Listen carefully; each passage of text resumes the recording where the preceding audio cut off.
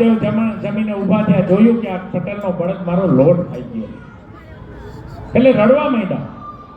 પટેલી ઉદાર હતા, એને અંદર અવાજ માર્યો કે સાંભળો છો? એટલે એના ધર્મપત્ની આવ્યા, એ કે આપણો બળદ છે ને બ્રાહ્મણનો લોટ ખાઈ ગયો છે, એને ઝોલો ભરી ગયો, આખો ઝોલો ભરી ગયો.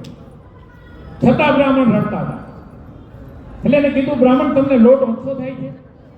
તો બ્રાહ્મણે જવાબ આપ્યો કે ના, મને લોટ ઓછો નથી થતો, આ મારો માગેલો લોટ તમારો બળદ ખાઈ ગયો છે, આ કાલથી કામ નહીં કરે.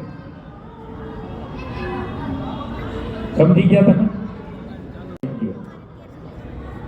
રામદેવ જમીને ઊભા થયા, જોયું કે આ પટેલનો બળદ મારો લોટ ખાઈ ગયો, એટલે રડવા માંડ્યા.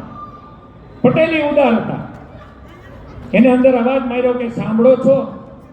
એટલે એના ધર્મપત્ની આવ્યા, એ કે આપણો બળદ છે ને બ્રાહ્મણનો લોટ ખાઈ ગયો છે, એને ઝોલો ભરી ગયો, આખો ઝોલો ભરી ગયો.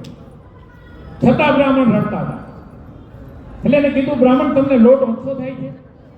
તો બ્રાહ્મણે જવાબ આપ્યો કે ના, મને લોટ ઓછો નથી થતો, આ મારો માગેલો લોટ તમારો બળદ ખાઈ ગયો છે, આ કાલથી કામ નહીં કરે. સમજી ગયા તમે? આ માગેલી વસ્તુ જ્યારે આપણા પેટમાં પડશે ને ત્યારે કામ કરવાની વૃત્તિ ઊભી નહીં થાય. એટલે આપણે આપણા સંસ્કારો છે આપવાના. મહેમાનોનું હાર્દિક સ્વાગત છે. હવે હું રિક્વેસ્ટ કરીશ આપણા સમાજની દીકરીઓને કે દરેક પધારેલ મંચસ્થ મહેમાનોનું સ્વાગત કરે પુષ્પથી.